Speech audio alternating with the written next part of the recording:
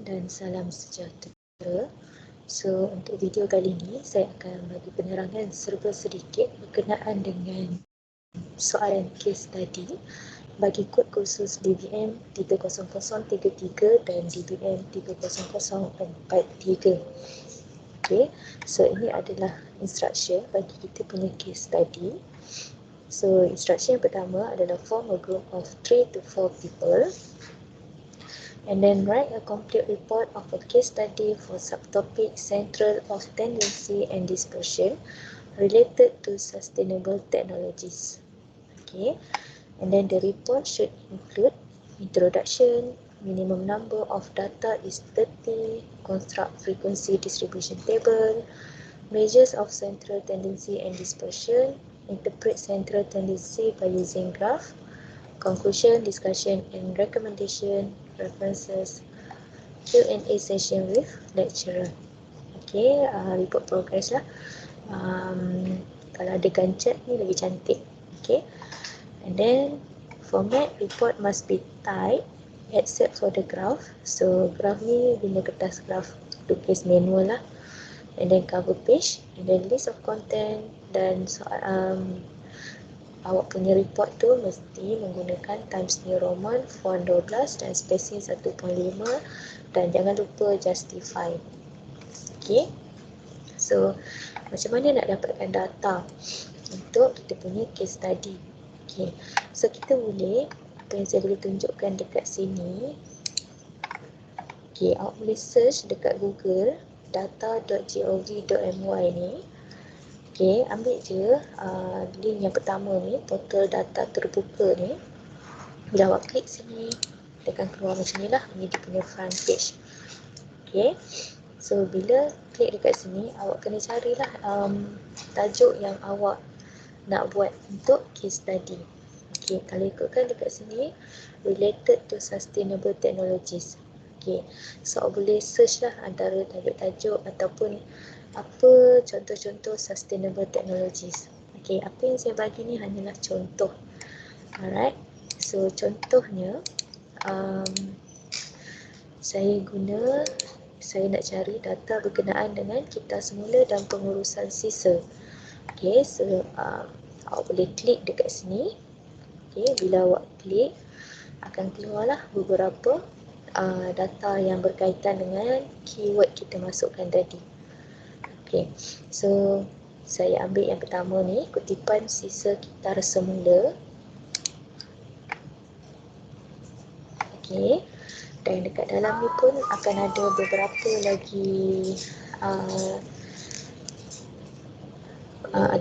lagi box yang awak boleh klik. So saya ambil yang pertama di ni lah, dekat jelajah ni. Okay, jelajah ni just muat turun je. Okay, so saya dah download dah tadi. So ini dia punya data. Okay, so kutipan sisa kita semula dalam tan, berat dia bagi tempoh September 2015 hingga Disember 2017. So kalau kita tengok data ni adalah bagi negeri Johor, Kedah, Melaka, Negeri Sembilan, Pahang, Perlis, Kuala Lumpur dan Putrajaya. Okay, dan dia start daripada bulan September 2015 hingga Disember 2017. So kalau tengok data dekat sini ada banyak. Jadi kita refer balik pada kita punya instruction, minimum number of data is 30. So bilangan data awak mesti sekurang-kurangnya 30. So kalau awak tak nak ambil semua ni pun tak apa, tak ada masalah. Okay, just ambil contohnya awak nak ambil pada tahun latest lah, yang terkini tahun 2017. Okay, so untuk tahun 2017 start daripada Januari sampai Disember ada 12 bulan. Okay, dan kita ada 1, 2, 3, 4, 5, 6, 7, 8. Okay, ada 8 negeri. So 8 negeri darab dengan 12 bulan. So katakanlah ini sahaja data yang kita nak ambil. So 8 negeri darab dengan 12 bulan, kita dah ada 96 data. Okay, copy. Saya letak kat sini lah.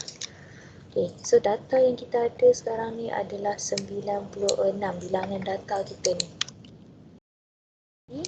Data ni kita boleh pakailah untuk buat kita punya case study sebab dia punya syarat minimum number is 30.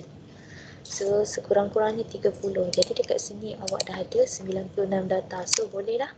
So tajuk dia tadi yang ni.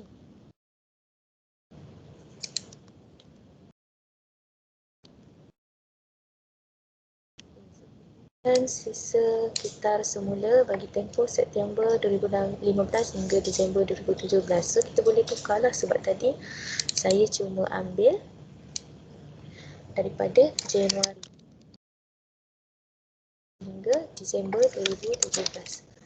Ataupun boleh je tulis bagi tahun 2017 terus.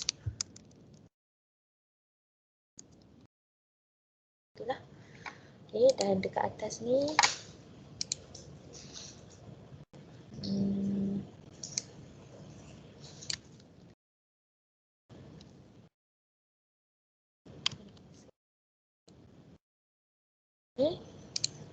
kita just ambil data yang diperlukan sahaja.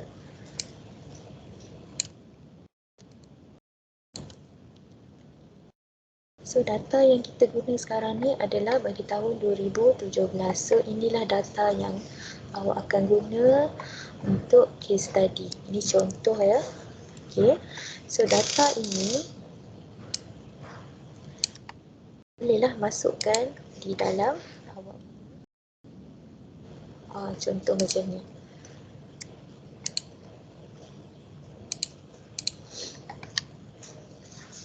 Okay, masukkan dalam report kutipan sisa kita semula bagi tahun 2017.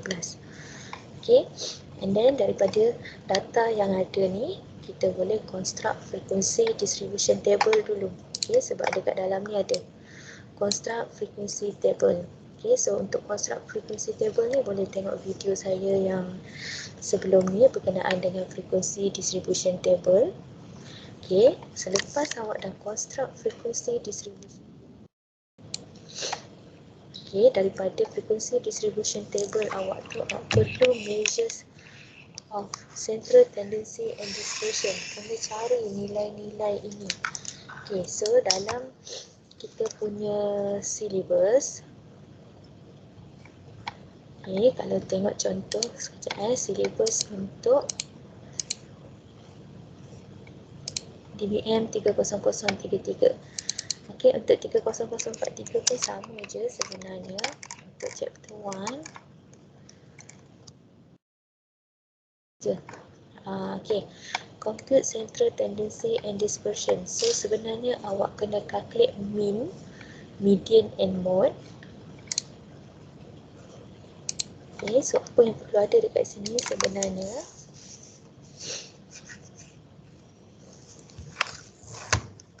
Sini. Okay. Yang pertama, mean,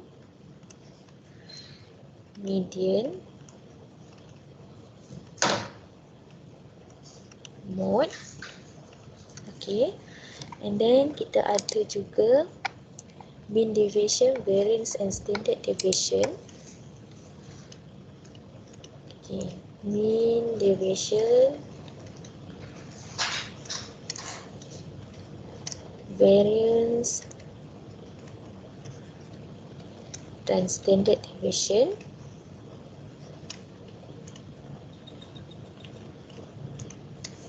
Okay, and then kita ada juga quartiles, deciles and percentile.